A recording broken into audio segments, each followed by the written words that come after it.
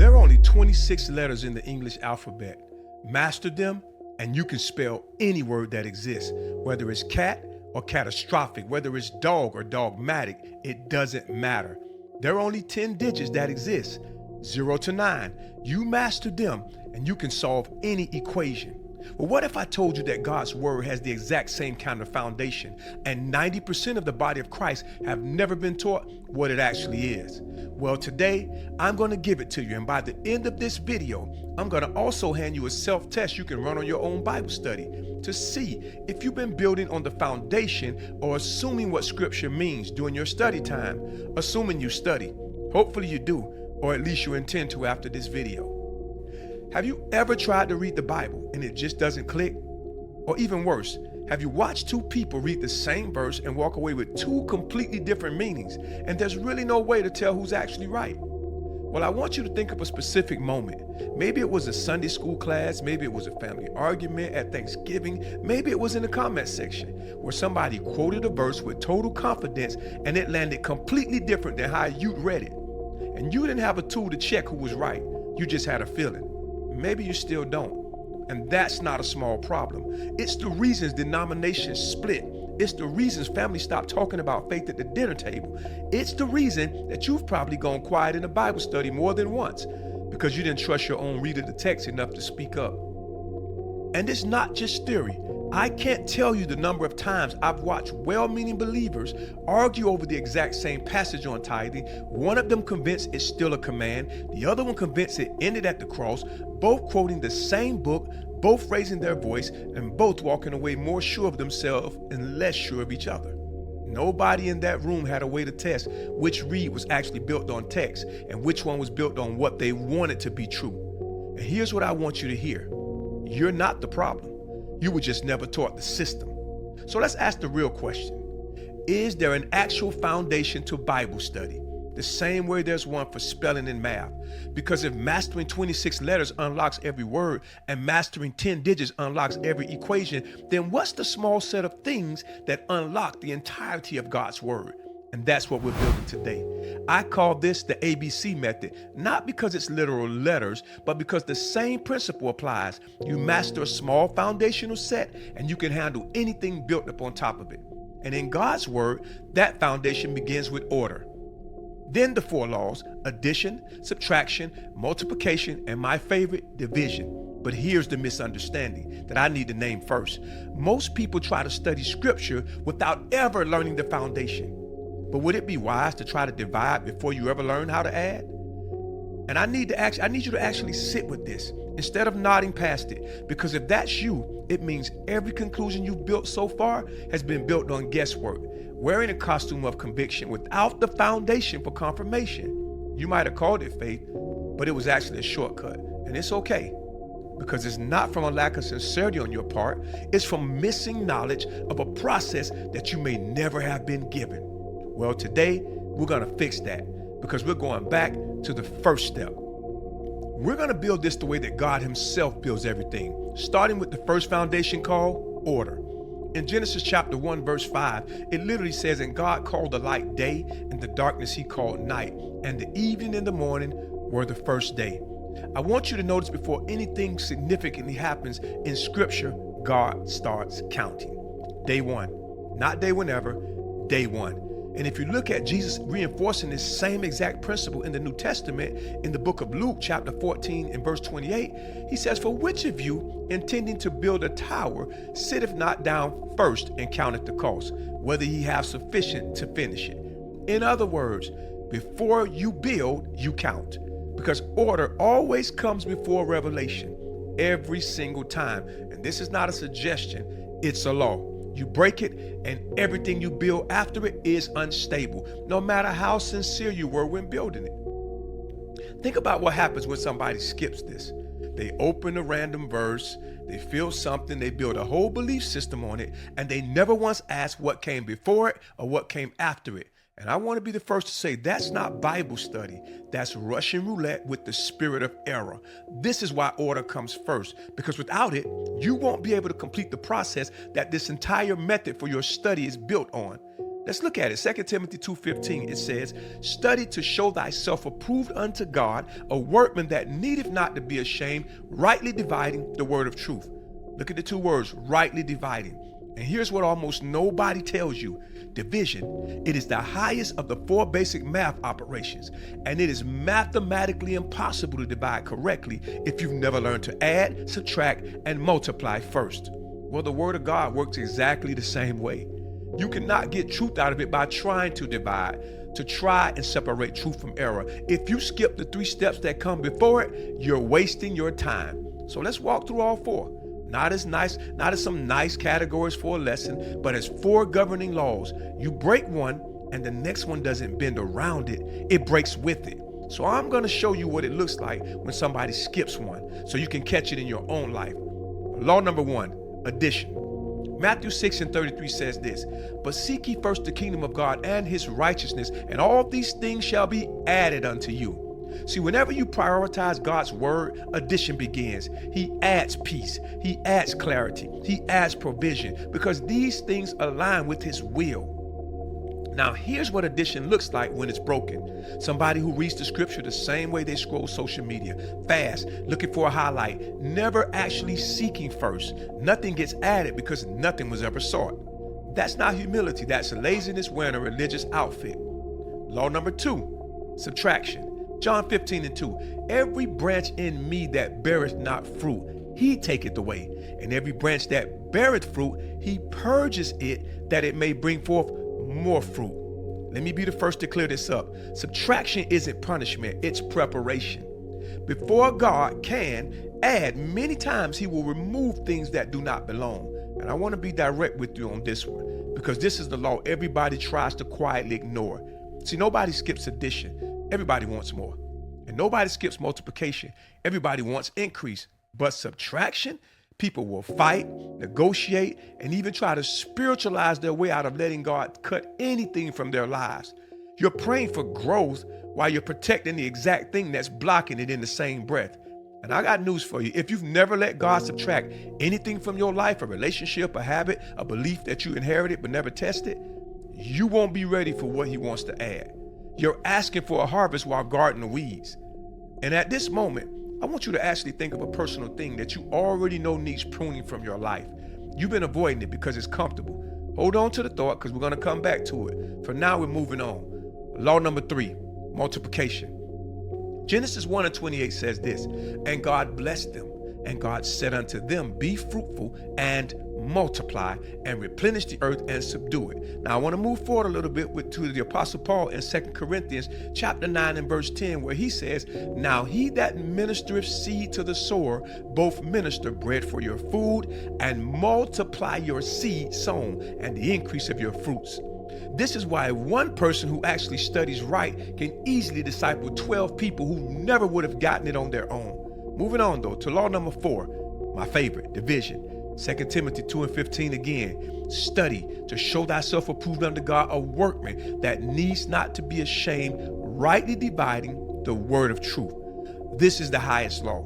This is the one that cannot be reached by favoritism. It cannot be reached by feelings. It can only be earned by mastering the 3 that comes before it.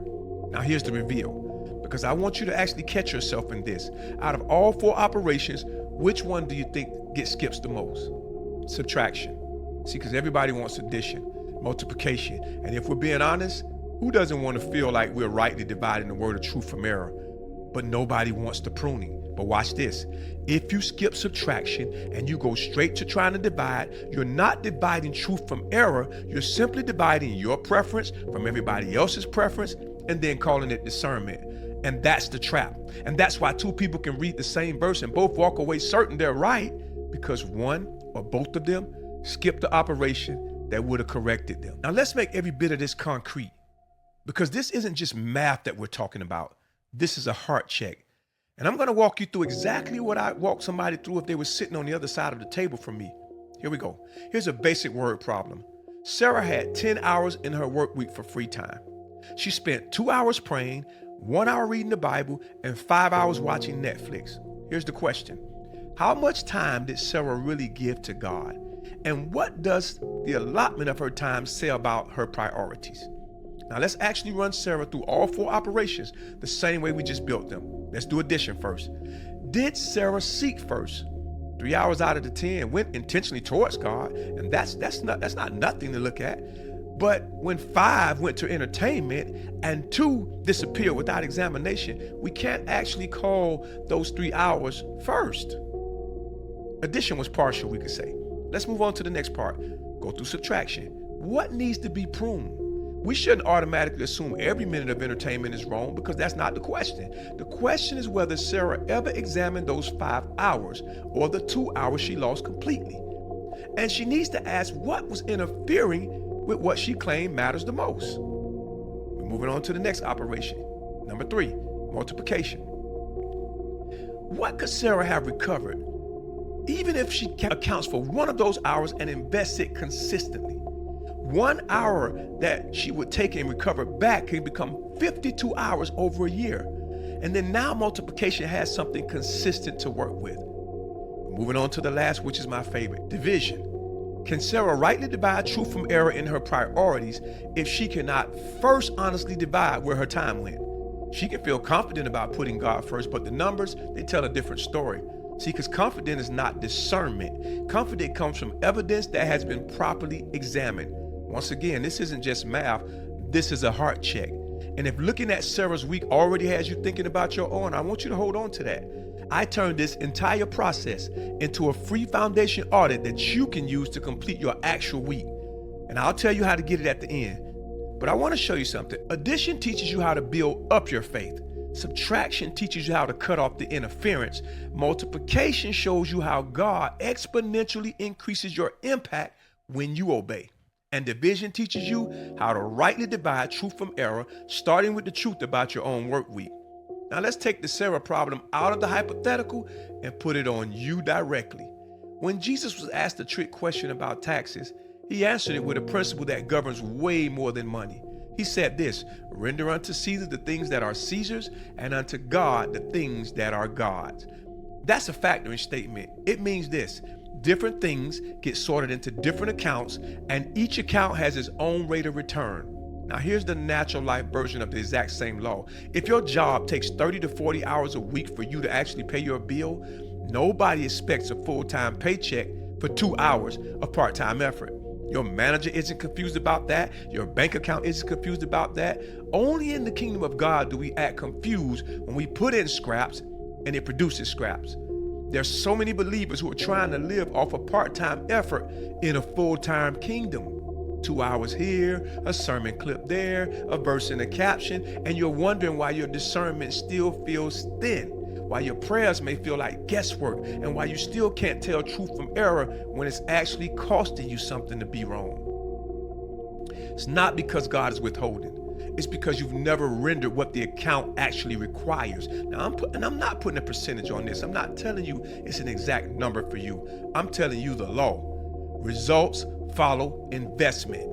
And kingdom success was never built on leftovers. You can just look at Joshua in Joshua 1:8, where the Lord says, this book of the law shall not depart out of your mouth, but you shall meditate therein day and night, that you mayest observe to do according to all that is written therein. For then shall you make your way prosperous, and then shall you have good success. God didn't tell Joshua to feel confident. God gave Joshua a formula. He said, meditate day and night, do according to all that is written, and then, and only then, attach the promise of success to it. See, God gave Joshua a formula, not a feeling. And that's the whole point of everything we've built today. Because your success in God is never random. It's always tied to you being able to apply the right system. And based on the system that we built today, you now understand how to study. But guess what? Knowing how to study does not mean you know how to interpret correctly. Because the biggest problem I see on a daily basis is not the method. It's always what's happening in you while you read. So in the next teaching, I'm going to show you why people still get the word wrong even when they think they're studying it right. Make sure you subscribe for that one, because this and that method, they go together. They're built to work hand in hand. Remember this: 26 letters unlocks every word. 10 digits unlock every equation. And order plus these 4 operations unlocks your ability to actually understand the scripture starting today. That's step 1. Step 2 is next. All right, Here's the self-test that I promised you at the top. And I need you to actually hear me on this. This is not a nice set of reflective questions. This is a mirror. If you answer these honestly, something in you is going to get exposed. And that is the point. That's what a real diagnostic does. Ask yourself some questions. Where am I actually seeking first? Not where do I say I put God first? Where does the actual time go? Another thing to ask yourself is, what has God been trying to prune out of my life that I'm protecting instead? Ask yourself the next question. What is God ready to multiply in my life if I gave him consistency instead of leftovers? And the last one, which was probably the hardest one, ask yourself this. Am I rightly dividing truth from error, or am I just dividing my opinion from everybody else's opinion and calling it discernment? Now go back to the one thing I asked you to hold on to earlier when we started. The thing that you already know needs pruning. It's not a coincidence that you thought of it. That's the word of God already doing its work in you before you ever finish this video. That's what rightly built discernment feels like. It doesn't wait for a class. It starts working on you the moment you actually apply order. And if none of those 4 questions expose anything, if you sail through all 4 feeling fine, let me tell you, that's not a passing grade. That's a sign you weren't honest on at least one of them. So go back and answer it again.